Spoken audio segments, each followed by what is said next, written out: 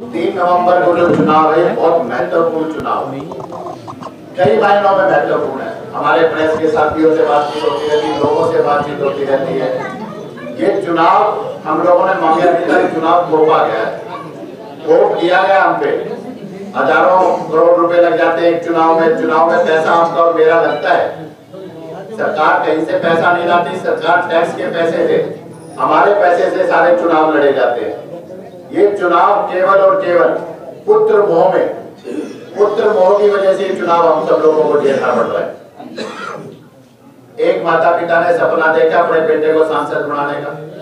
3.5 साल पहले वो व्यक्ति आपके बीच में आता है, युवा साथी, आपसे वायदा करता है कि आप मुझे वोट दो, मैं आपका सुख दुख का साथी बनूंगा, संघर्ष का साथी बनूंगा। झूठ बोलता है, उसके बाद आपके बीच में नहीं आता, अमेरिका चला जाता है। अमेरिका क्यों चला जाता है? क्योंकि उसको लगता है कि आदमपुर में तो गर्मी है, मजदूर किसान से हाथ मिलाना पड़ता है, हाथ गंदे हो जाते हैं, माताएं आशीर्वाद देती है, बुजुर्ग आशीर्वाद देते हैं, बालों का हेयर स्टाइल खराब हो जाता है। अमेरिका चला जाता है। अमेरिका जाने से पहले सुप्रीम कोर्ट रोक लेती है उसको, नहीं जा सकते हो आप अमेरिका। क्यों नहीं जा सकते हो? उम्र छोटी है, काम बहुत बड़े बड़े कर रखे, कारनामे कर रखे हैं। और कारनामे वो 3 दिन पहले 4 दिन पहले जब नॉमिनेशन भरा, छोटी सी उम्र में 200 करोड़ के 4 मुकदमे थे। 200 करोड़ किसके? आपके और हमारे। आपने और हमने जो ताकत दी, उस ताकत का नाजायज इस्तेमाल करके जो 200 करोड़ रुपए कमाए, उसके लिए कुलदीप जी, रेणुका जी अपना पासपोर्ट जमा करवाते हैं सुप्रीम कोर्ट में, जमानत पे अमेरिका भेजा जाता है। चंचल स्वभाव का युवा साथी अमेरिका जाके भी मन नहीं लगता, फिर कहता है मैं तो वापिस आऊंगा। जब वापिस आने की बात करता है, पुलिस पकड़ने का डर होता है, एयरपोर्ट पे पुलिस पकड़ेगी उसको। कुलदीप जी सीधे भारतीय जनता पार्टी के पैरों में जाने का काम करते हैं। कौन सी भारतीय जनता पार्टी? वही भारतीय जनता पार्टी जिसके लिए कुलदीप जी ने कहा था कि किसी पर भरोसा कर लेना, भारतीय जनता पार्टी पर भरोसा मत करना, क्योंकि इसने चौधरी भजनलाल की पीठ में चूड़ा घोंपने का काम किया। भारतीय जनता पार्टी ने आदमपुर, जिसको कुलदीप जी अपना परिवार कहते हैं, मानते नहीं है, उसकी पीठ में चूड़ा घोंपने का काम किया। उस पार्टी के आगे जाकर नतमस्तक होते हैं, घुटने टेकते हैं, आदमपुर की आन बान शान को उनके कदमों में रखने का काम करते हैं। गिरफ्तारी से बचने के लिए, केवल अपने और अपने परिवार की गिरफ्तारी से बचने के लिए आदमपुर विधानसभा को, इस क्षेत्र को चुनाव में झोंकने का काम करते हैं। सम्मानित बुजुर्गों, युवा साथियों, और व्यवस्था परिवर्तन भाजपा में जाने के बाद यहाँ आते हैं आदमपुर में, कहते हैं आदमपुर मेरा परिवार है और 26 साल के वनवास को खत्म कर दूंगा। कौन से 26 साल? जब 24 साल से खुद विधायक है, 24 साल से इस इलाके का प्रतिनिधित्व खुद करते हैं, उनका परिवार का कोई सदस्य करता है। उस 24 साल में मैंने पूछा, सवालों की श्रृंखला शुरू करी। इसी गांव में मुख्यमंत्री जी आए थे कुछ दिन पहले, उन्होंने कहा था, आप लोगों ने सुना होगा, उन्होंने कहा हरियाणा में सबसे निकम्मा कोई विधायक है तो कुलदीप बिश्नोई है। मैंने नहीं कहा, बेटा आपको त्योहार के दिन इसलिए तो कुलदीप ने निकम्मा किया था, मैंने क्या था किसी को निकम्मा, मनोहर लाल जी ने कहा था। और उसके बाद कुलदीप जी कहते हैं हिंदुस्तान में सबसे निकम्मा कोई मुख्यमंत्री है तो मनोहर लाल जी है। चुनाव का तो होगा देखा जाएगा, परंतु दोनों ने एक दूसरे को पहचान अच्छी कर रखी है, दोनों जानते हैं कौन कैसा है। और सोचिए क्या दृश्य होगा जब मुख्यमंत्री जी आएंगे यहाँ पर वोट मांगने के लिए।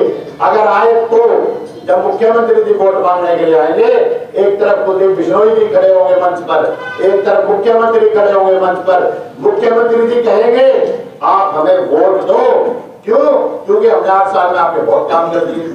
और कुलदीप जी आपको ये कहेंगे कि आप हमें वोट दो क्योंकि 8 साल में काम नहीं हुए, आप वोट दोगे 24 साल में जो काम नहीं हुए वो काम 24 महीने में हम करवा देंगे।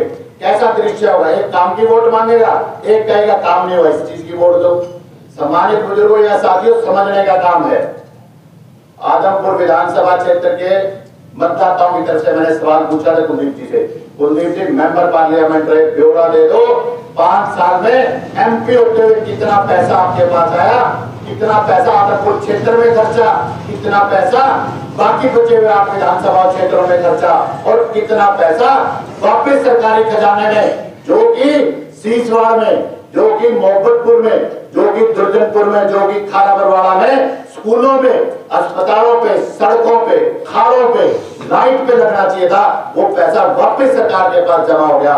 जो व्यक्ति आज कहते हैं 500 करोड़ के विकास कार्य पाइपलाइन में, भाई पानी की पाइप देखी, सीवर की पाइप देखी, 500 करोड़ की कौन सी पाइपलाइन ले आए और आचार संहिता का झूठा बहाना लेते हैं। जो प्रोजेक्ट सैंक्शन हो चुके होते हैं उन प्रोजेक्ट को रोका नहीं जा सकता, वो प्रोजेक्ट पे काम शुरू होना चाहिए, परंतु आचार संहिता के हाथ लेके फिर से बरगलाने का, बहकाने का काम करते हैं।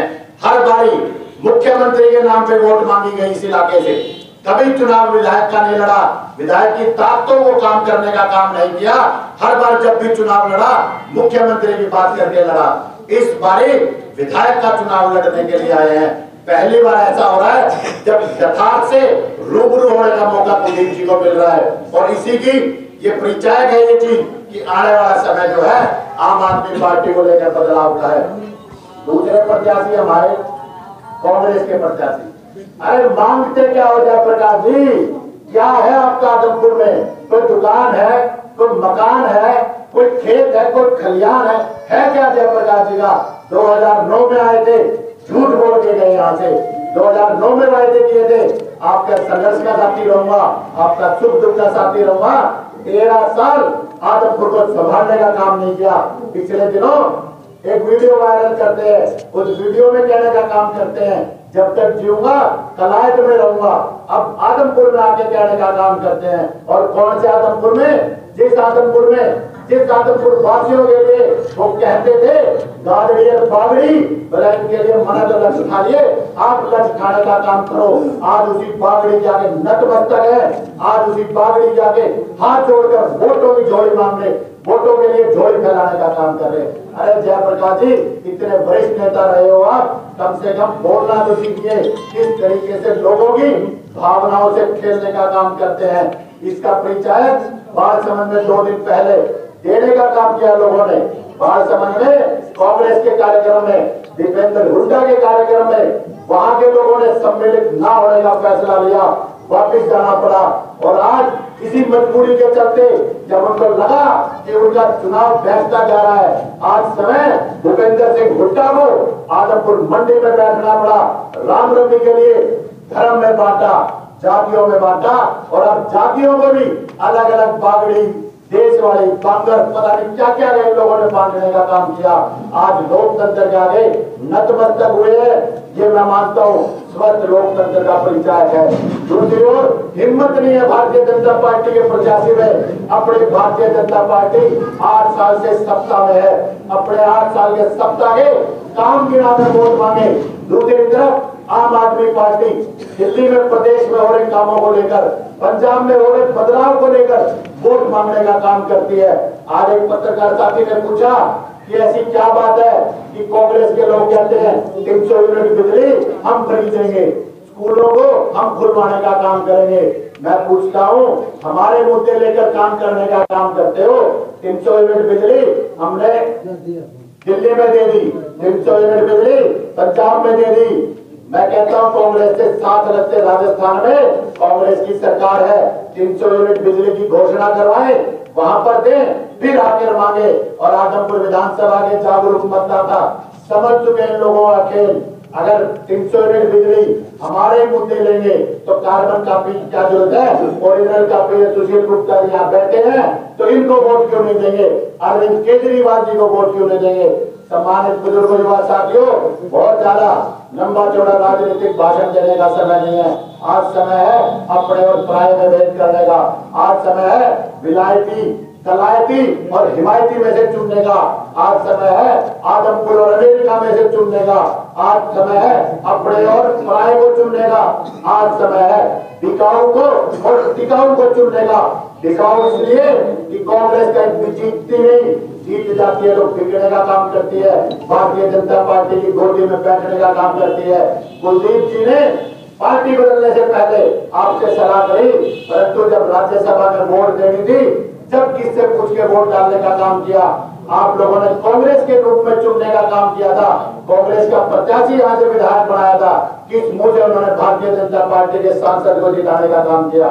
सम्मानित बुजुर्गों, युवा साथियों, त्योहार का समय है। 3 तारीख को भी त्योहार मना लेना। 3 तारीख मतदान का सबसे बड़ा त्योहार है। बौखलाहट है, सतेंद्र के नाम से एक एक दो प्रत्याशी खड़े करने का काम किया।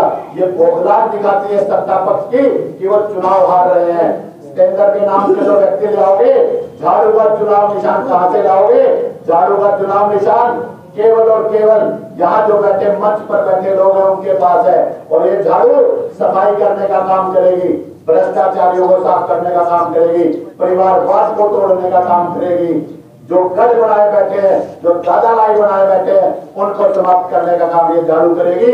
और 3 तारीख को एक बार फिर से मैं मानता हूँ 8 साल में आपके बीच में, अगर आप मानते हैं कि 8 साल 2014 में चुनाव लड़ा था, आपको लगता है इन 8 सालों में आपके सुख दुख का साथी रहा हूं, आपके संघर्ष का साथी रहा हूं, वोट के रूप में आपसे दिहाड़ी मांगने के लिए प्रभारी जी के साथ आप लोगों के बीच में आया हूं। 3 तारीख को झाड़ू के सामने वाले निशान के आगे बटन दबाकर अपने बच्चों के लिए सुरक्षित भविष्य तय करें, युवाओं के लिए रोजगार के रास्ते खोलने का काम करें। सारी व्यवस्था परिवर्तन 3 तारीख के आपके उस फैसले पर टिकी है। अगर 3 तारीख को भूल कर दी, आने वाली पीढ़ियां पूछेंगी, जवाब मांगेगी, जब पूरा देश, पूरा हरियाणा बदलाव के लिए खड़ा था, आदमपुर वालों तुम क्यों नहीं बदलाव के लिए उठे? ये समय है बदलाव का, व्यवस्था परिवर्तन का। आप लोगों ने मान सम्मान की सूचक जो पगड़ी मेरे सिर पर रखी है, जीवन की आखिरी सांस तक इस पगड़ी के सम्मान को कम नहीं होने दूंगा, ऐसा मैं आप लोगों को भरोसा, विश्वास और यकीन दिलाता हूँ। आप लोगों ने धैर्य से मेरी बात को सुना, इसके लिए मैं आपका दिल की गहराइयों से धन्यवाद करता हूँ। और इन्हीं शब्दों के साथ आप लोगों ने 3 तारीख का दिन मत भूल जाना, झाड़ू के सामने वाले बटन के सामने बटन दबाने का काम करना। बहुत बहुत धन्यवाद।